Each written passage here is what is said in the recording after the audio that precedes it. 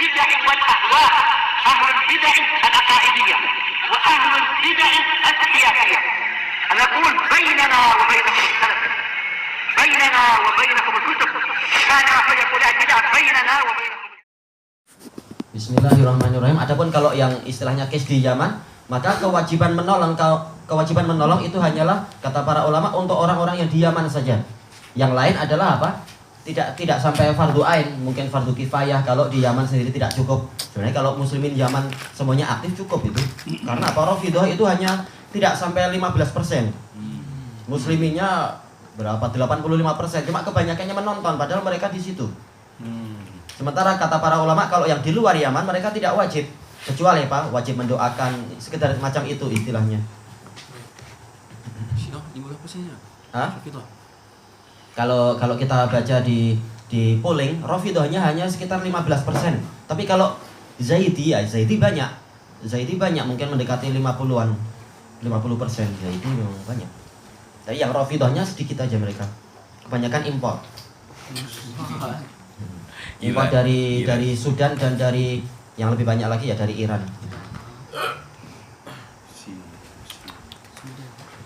Bismillahirrahmanirrahim. Qala Syekh Abdul Aziz Al-Rasyid rahimahullah, qauluhu wa rabbal arsyil azim, panggilan. Karena apa? Sebelumnya adalah robba, yaitu berupa panggilan. Makanya mansub. Dan yang menguasai arsy yang agung, al-kabir, arsy yang besar. Fil hadis, di dalam hadis yang lain, mas-samawatu sab'u wal araduna sab', tidaklah langit yang 7 dan bumi yang 7, wa ma bainahun, dan apa saja yang ada di antara itu semua, wa ma fihin, dan apa saja yang ada di dalamnya, fil kursi, kalau semuanya diletakkan di dalam kursi Allah, illa kahalqatin mulqatin fi ardi falah, kecuali dia itu bagaikan gelang yang dilemparkan di sebuah gurun pasir, al-falah, yaitu dataran yang kosong.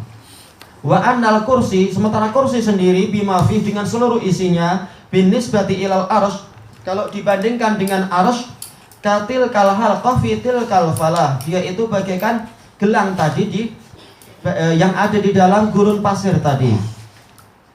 Tayyib, untuk lafaz yang ini kita tidak mendapatkan, tapi nanti kita akan sebutkan kelanjutannya pembahasannya. Wallahu alam. Tayyib. Kalau Syekhuna Muhammad bin Hizam dengan beberapa lafaz yang lain itu di akhir-akhir Fathul Majid, taklik beliau terhadap Fathul Majid, beliau mengatakan yang ke Rasulullah sanadnya dhaif semua. Tayyib. Kita lanjutkan dulu. Qala Dhahak an Ibni Abbas radhiyallahu anhuma, innama summiya arsyan lirtifa'ih. Dia dikatakan arsy karena dia itu tinggi. Ya, secara makna betul. Masalah apa? Arsy itu adalah sesuatu yang tinggi.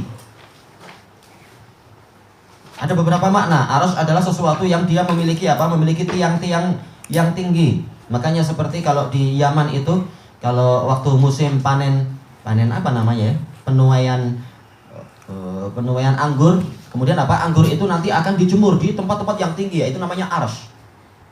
Baik. Cuma untuk sanad ini Dhahak di sini adalah Dhahak Ibnu Muzahim, dia tidak jumpa Ibnu Abbas. Jumpa aja tidak, apalagi sampai mendengar, maka sanadnya munqati'. Tayyib. Wa an Ibni Abbas radhiyallahu anhu al-arsy la yaqdiru qadrahu illallah. Tidak ada yang mengetahui ukurannya kecuali Allah. Ini diriwayatkan oleh Al-Dhahabi dalam Mustadrak nomor yang ke 3116. Al-Dhahabi mengatakan ini sesuai dengan syarat Bukhari dan Muslim. Tayyib. Dalam apa? Dalam taklik Dhahabi terhadap Mustadrak. Kemudian wa fihi isbatu azamatil arsy. Di dalam dalil tadi ada penetapan tentang besarnya arsy. Wa annahu a'zamul makhluqat, dan bahwasanya arsy adalah makhluk yang paling besar. Wa annahu makhluk, dan memang arsy adalah makhluk. Wa minhu yustafadu idhamatul bari. Yustafadu idhamatul bari, dan juga dari hadis tadi dan juga hadis-hadis yang lain diambil faedah tentang agungnya Sang Pencipta. Bi idhamati makhluqatih, dari apa? Agungnya makhluk.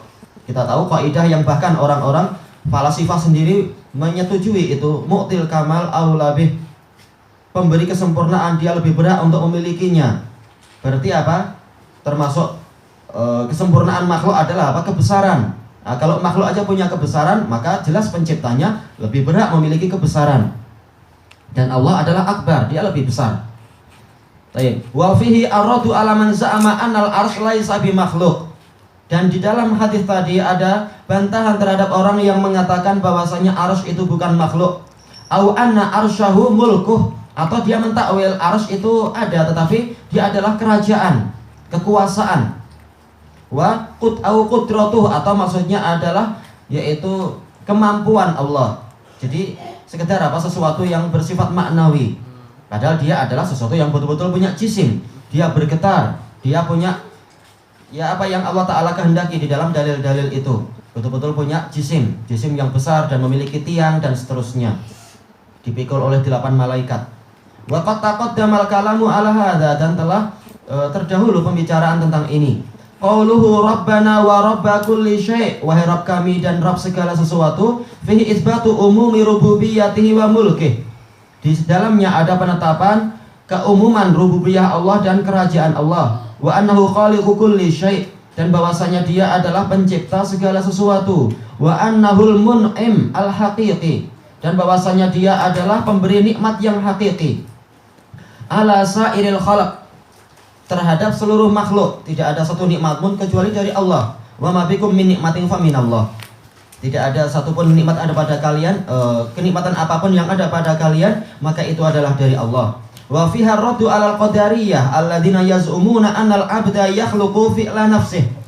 Dan di dalamnya tadi, fiha, di dalam dalil-dalil itu ada bantahan terhadap qadariyah yang mengatakan bahwasanya makhluk itu yang mencipta perbuatan dirinya sendiri.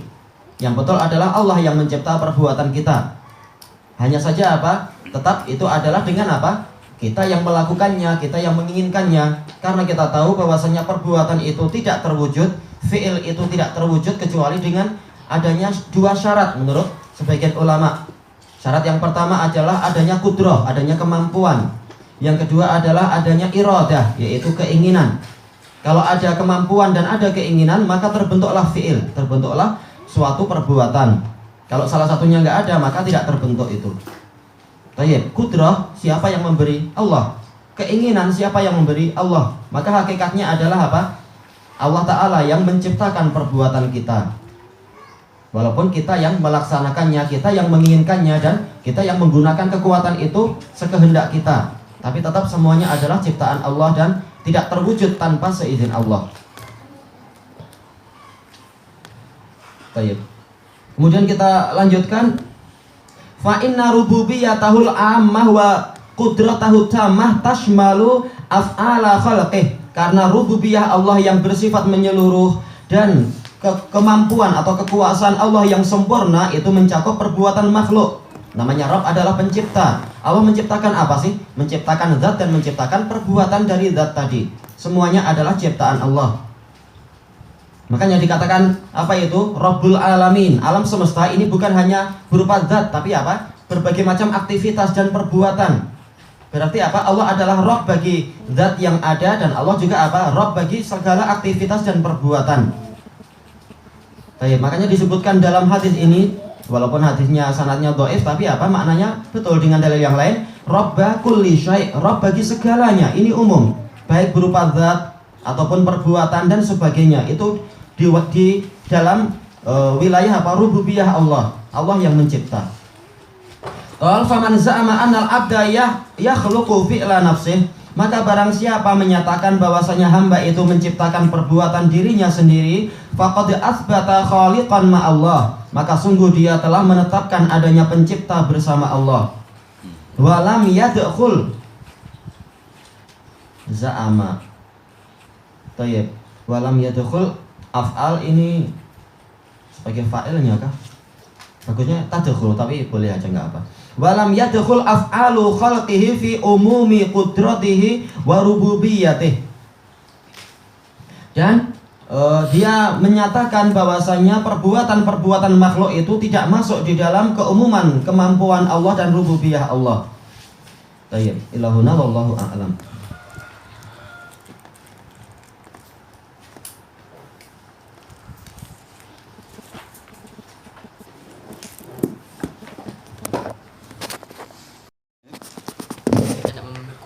arash. Kalau apa? Nak memahami al-kursi dengan arash. Mana kedudukannya, mana lebih tinggi, mana lebih bawah. Wallahu a'lam walillahil masalul a'la. Yaitu Allah memiliki permisalan yang tertinggi. Tetapi apa? Manakala Allah menggunakan istilah-istilah itu, istilah yang dipahami dengan bahasa Arab, maka kita pahami dengan apa? Bahasa Arab yang ada pada makhluk. Walaupun hakikatnya tetap lebih sempurna lagi untuk Allah Ta'ala. Yaitu apa? Raja, dia punya arsy, yaitu apa? Yaitu singgasana itu.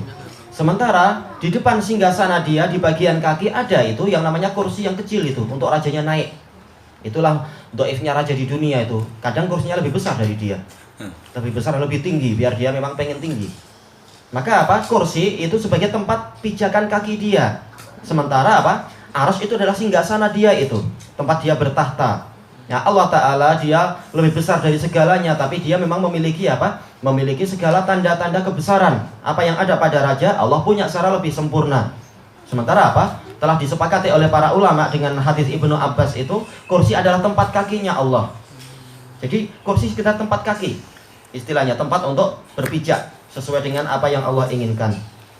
Sementara singgasana lain. Seperti yang kita pahami dari raja-raja itu.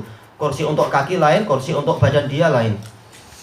Baik, sementara Allah punya dua itu tanpa Allah Ta'ala punya hajat sama sekali dari benda-benda tadi. Wan nawa. Baik. Doa Rasulullah SAW dalam hadis Muslim ini, wahai yang membelah biji-bijian secara umum dan juga apa biji kurma secara khusus.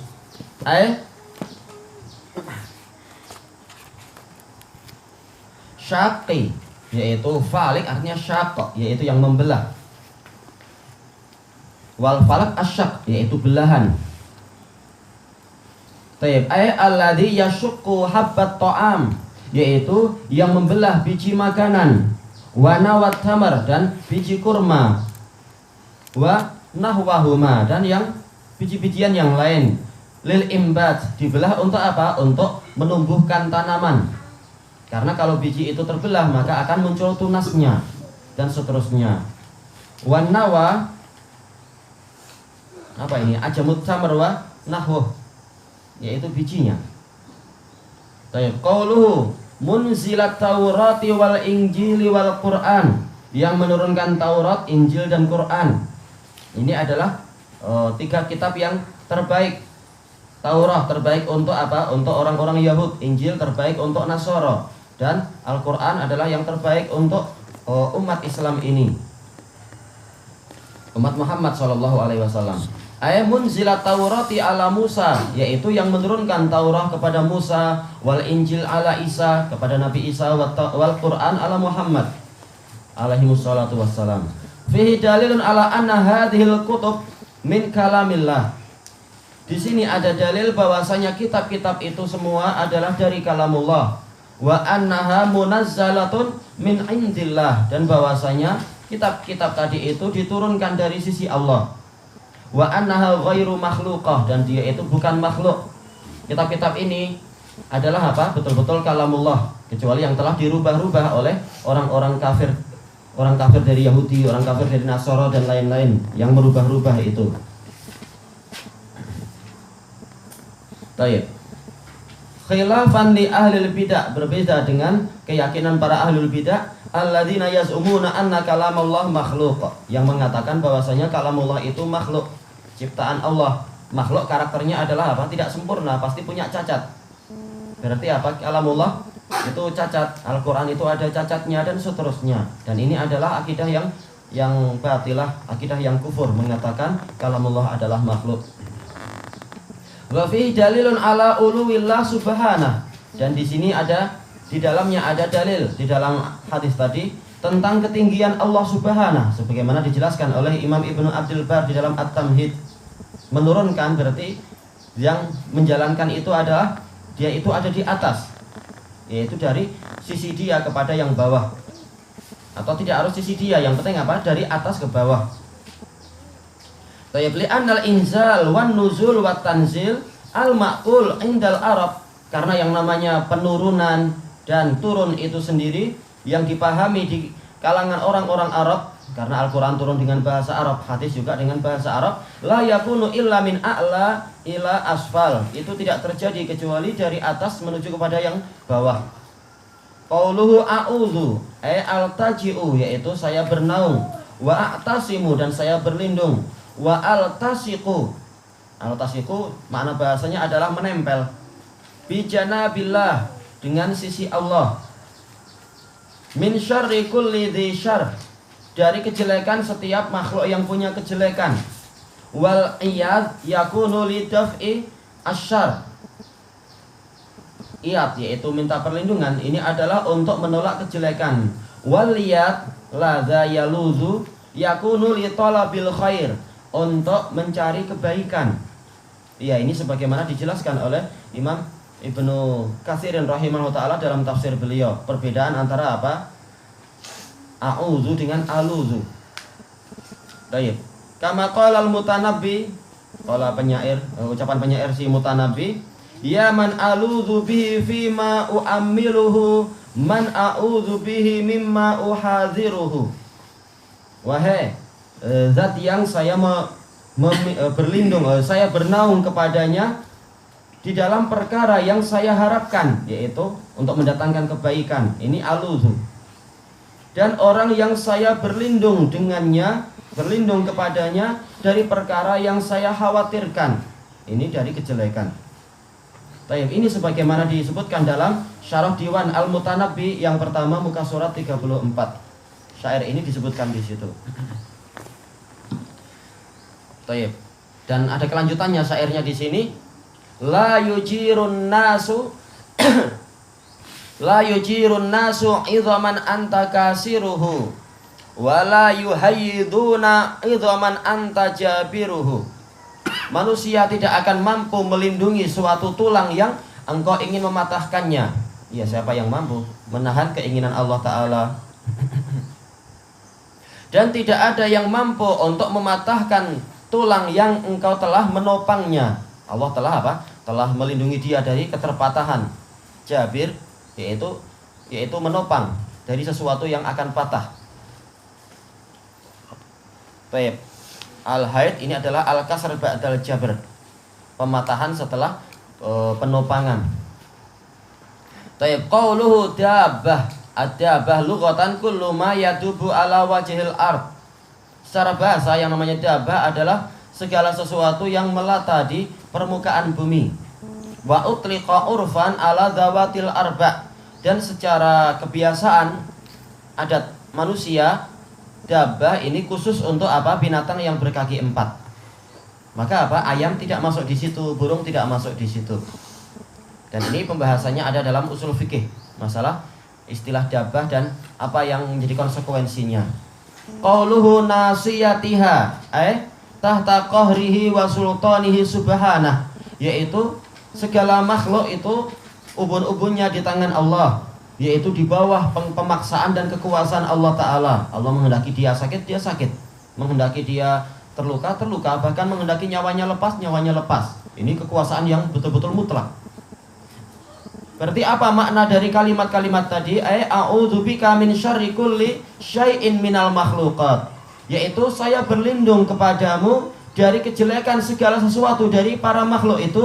Li'annaha kullaha fi sultanih, karena semuanya ada di dalam kekuasaan Allah Ta'ala. Wa huwa akhidun binawasiha, dan Allah lah yang memegang ubun-ubun segala makhluk. Mutasarrifun fiha yusarrifuha kaifa yasha, Allah yang mengendalikan para makhluk tadi sekehendak dia. Wan nasiyah muqaddamur ra's, ubun-ubun adalah bagian terdepan dari kepala itu. Ya, istilahnya kata para ulama yaitu bagian terdepan dari rambut kepala. Taib qauluhu antal awwalu falaisa qablaka syai', engkaulah yang awal, tidak ada sebelummu sesuatu apapun. Hadza tafsiru Rasulillah sallallahu alaihi wasallam, ini adalah tafsir Rasulullah SAW. Fala tafsira akmala min tafsirih, tidak ada tafsir yang lebih sempurna daripada tafsir beliau. Fa fihi dalilun ala awwaliyatihi subhanah, di dalam hadis tadi ada dalil tentang awalnya Allah Subhanahu, tidak ada yang lebih dulu daripada Allah. Bahkan apa? Allah adalah awal, apa itu? Bila bidayah. Dialah yang pertama tanpa ada batas awal. Baik. Fa fihi wa annahu qabla kulli syai', bahwasanya Allah itu sebelum segala yang lain. Baik. Fa fihi ar-raddu ala man za'ama qidama hadhil makhluqat. Maka di dalam hadis tadi ada bantahan terhadap orang yang menyatakan bahwasanya makhluk ini sudah ada sejak dulu tanpa ada batas awal. Bahkan apa? Makhluk ada batas awalnya. Sebelum Allah menciptakan mereka, mereka tidak ada. Wa fihi dalilun ala abadiyatihi subhanahu. Yaitu apa? Ketika Rasulullah menyebutkan wa antal akhiru falaisa ba'daka syai', dan engkaulah yang terakhir, maka tidak ada setelahmu sesuatu apapun. Ini menunjukkan Allah Ta'ala abadi. Kenapa? Kita tahu bahwasanya makhluk itu walaupun nanti ada hari kiamat, tetapi setelahnya masih ada makhluk. Bahkan apa? Setelah itu hari-hari itu kekal. Maka apa? Allah Ta'ala jelas lebih kekal lagi. Inilah yang dikatakan antal akhir falaisa ba'daka syai'. Engkaulah yang terakhir, tidak ada setelahmu itu sesuatu apapun.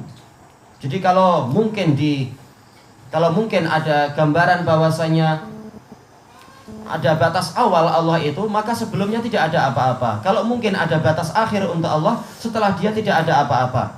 Manakala makhluk itu tidak ada batas akhirnya, dalam artian Allah memang menjadikan surga dan neraka itu kekal, demikian pula penghuni yang memang jadi penghuninya, maka Allah Ta'ala lebih kekal lagi. Adapun untuk batas awal jelas makhluk itu ada, sementara Allah tidak memiliki batas awal. Dia itu ada dan tidak pernah dia itu sebelumnya tidak ada. Karena dia bukan sesuatu yang sebelumnya tidak ada lalu tercipta. Allah sebagai pencipta, bukan yang diciptakan. Bukan pula tercipta dari sesuatu. Tayyib. Abadiyatihi subhanahu wa baqaihi ba'da kulli syai', menunjukkan kekalnya Allah setelah segala sesuatu. Walaupun segala sesuatu itu tiada, misalkan suatu saat itu hancur, Allah tetap ada. Fafi wa fihi dalilun ala uluwihi subhanah. Dan di dalam hadis tadi ada dalil tentang ketinggian Allah Subhanahu. Karena apa? Karena Rasulullah bersabda, "Anta dzahiru laisa fawqaka syai'." Engkaulah adz-dzahir. Dzahir memiliki beberapa makna, tapi manakala Rasulullah telah menafsirkan ini di dalam Sahih Muslim itu, engkaulah yang dzahir, tidak ada di atasmu sesuatu yang lain. Berarti apa? Dzahir artinya adalah ulu, yaitu engkau yang al-ali, yang maha tinggi. Tidak ada di atasmu para makhluk. Menunjukkan Allah tidak bersama kita. Dalam artian apa? Yaitu zatnya bersama kita, bercampur dengan kita atau di mana-mana. Kenapa? Kalau Allah ada di sini berarti apa? Di atas Allah ada makhluk. Karena di atas di sini itu ada apa? Ada langit pertama, 2, 3 dan seterusnya. Jadi Allah Ta'ala itu lebih besar dari segalanya dan Allah terpisah dari para makhluk. Dia ada di atas sana. Tetapi apa? Dia mengepung semuanya, dan nanti di hari kiamat langit dan bumi itu di dalam genggaman tangan Dia. Dan tetap Dia ada di atas mereka semua. Baik. Wa ala khalqih wa fawqiyatihi wastiwaihi ala arsyih, menunjukkan tentang apa? Ketinggian Allah di atas makhluknya, dan juga istiwa Dia di atas arsy. Karena telah kita lewati dalil-dalil yang menunjukkan arsy Allah adalah makhluk yang tertinggi. Ternyata Allah lebih tinggi lagi, karena tidak ada di atas Allah sesuatu yang lain. Berarti Allah di atas arsy-Nya. Tayyib, fa inna dzahir huwal ali al murtafi'. Karena yang namanya zahir adalah yang tertinggi, adalah yang tinggi, dan sama yang murtafi' yaitu di ketinggian. Tayyib. Kita ambil satu lagi nama terakhir yang disebutkan di rangkaian tadi. Qauluhu wa antal batin. Engkaulah yang batin. Di sini ada beberapa makna al-batin, tapi yang diinginkan di sini adalah yang maha dekat. Bukan kebalikan dari apa? Zahir. Zahir dalam artian yang maha tinggi, berarti Allah maha rendah, bukan. Tapi maksudnya adalah maha dekat. Kenapa Rasulullah bersabda dalam doa tadi, wa antal batin falaisa dunaka syai'. Tidak ada di antaramu itu sesuatu yang lain. Maksudnya antara kita dengan Allah itu tidak ada apa? Tidak ada perantara sama sekali. Sebagaimana di dalam hadis diriwayatkan oleh Bukhari dan Muslim dari Abi Musa al-Asy'ari, ketika mengatakan Allah Ta'ala aqrabu ila ahadikum min unuqi rahilatih. Allah itu lebih dekat kepada salah seorang dari kalian daripada leher kendaraannya sendiri. Ketika para sahabat naik kendaraan itu, maksudnya bagaimana? Bukan zatnya tapi apa? Ilmunya. Makanya disebutkan, apakah nanti disebutkan di sini? Para ulama mengatakan yaitu ilmunya. Manakala betul-betul Allah tahu, bahkan tahu isi hati kita, seakan-akan Allah itu betul-betul tidak ada batas antara kita dengan Dia.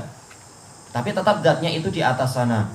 Tapi pengetahuannya itu tidak ada yang mampu membatasi dan menghalangi. Inilah makna antal batin di sini. Baik. Kita masuk kepada penjelasan dari sang pensyarah, fihi dalilun ala qurbihi subhanah. Di sini ada dalil tentang dekatnya Allah Subhanahu. Betul-betul dekat, maha dekat Dia itu. Tapi apa? Kedekatan apa itu? Ilmu. Kalau kepada orang yang berdoa yaitu kedekatan ijabah, sangat cepat pengabulan doa itu. Wa ihatatih, dan bahwasanya Allah itu meliputi para hamba. Wa annahu aqrabu ila kulli syai' min nafsih, dan bahwasanya Allah itu lebih dekat kepada segala sesuatu daripada diri sesuatu itu sendiri. Tayyib. Bahkan apa? Allah yahulu bainal mar'i wa qalbih. Allah yang menghalangi seseorang dengan hatinya. Antara seseorang dengan hatinya justru Allah yang menghalangi. Menunjukkan memang Allah lah yang maha dekat. Tetapi kita tidak membayangkan kedekatan zat karena Allah tidak bersatu dengan kita. Tetapi apa? Allah yaitu ilmunya, pengawasannya, pengaturannya itu betul-betul maha dekat. Baik, wa qurbih, dan kedekatannya subhanah. Tadi harusnya titik berarti. Wa qurbuhu subhanah la yunafi ma zakar. Dan kedekatan Allah Subhanahu itu tidak bertentangan dengan apa yang disebutkan tadi, yang disebutkan oleh Rasulullah min uluwihi wa fauqiyatih, ketinggian Allah. Iya sama ya, ketinggian Allah. Fa innahu laisa kamitslihi syai', karena tidak ada sesuatu pun yang setara dengan Allah. Kalau untuk makhluk jelas kita membayangkan kalau dia ada di kejauhan di atas suatu tempat, maka jelas dia itu apa itu jauh. Tidak dekat dengan sesuatu yang di bawah. Tapi Allah Ta'ala dia maha mampu menyatukan sifat-sifat yang dia inginkan untuk disatukan. Itu terserah dia. Dan kita tahu walaupun Allah di atas arsy sana, tapi apa? Setiap hati manusia itu ada di antara dua jari Allah, dan segalanya mampu untuk Allah lakukan. Menyatukan dua sifat yang tampak bertentangan untuk makhluk, tampak mustahil untuk para makhluk. Tidak ada yang mustahil untuk Allah. Dan telah dijelaskan oleh para ulama bahwasanya apa? Walaupun hati kita ada di antara jari Allah, tidak mengharuskan jari Allah menempel pada badan kita. Sebagaimana apa? Sebagaimana awan musakhkhari bainas sama'i wal ard. Awan itu ditundukkan di antara langit dan bumi. Sementara awan tidak menempel dengan langit dan tidak menempel dengan bumi. Segalanya itu mudah bagi Allah untuk mengendalikannya dan mengaturnya dan meletakkan pada posisinya. Terserah Allah. Tapi apa? Jelas maknanya adalah itu. Tapi tidak seperti apa yang apa itu hakikat yang ada pada makhluk. Kenapa? Karena tidak ada sesuatu pun yang setara dengan Allah. Maka kedekatannya tidak seperti kedekatan makhluk. Walaisa qurbu ka qurbil ajsam ba'dhiha min ba'd. Tidaklah kedekatan Allah itu seperti kedekatan jisim-jisim satu sama lain. Ta'ala Allahu an yushbihahu syai'un min khalqih. Maha tinggi Allah dari diserupai oleh sedikit pun dari makhluknya. Taib fahadhil asma'ul arba'ah, 4 nama ini mutaqabilah, saling berhadapan. Ismani minha li azaliyati rabbi wa abadiyatih. 2 nama yang pertama adalah menunjukkan azaliyah, yaitu apa? Betul-betul dia adalah maha yang awal tanpa ada batas awalnya. Wa abadiyah, yaitu dia adalah maha kekal. Dia yang terakhir tanpa ada batas akhir. Taib. Wa isman, dan 2 nama yang berikutnya li uluwihi wa qurbih, yaitu Allah sangat tinggi di sana tapi juga dia maha dekat. Tapi apa? Bukan kedekatan zat sebagaimana telah dijelaskan. Tayyib ilahuna wallahu a'lam.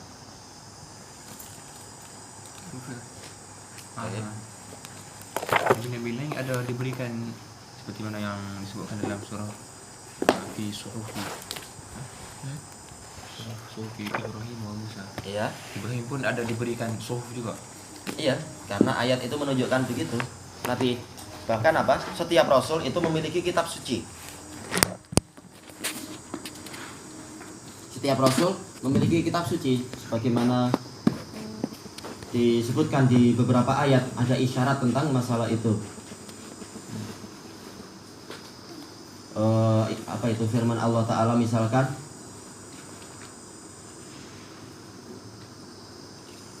aduh istilahnya terlupakan awalnya ya, wallahul musta'an.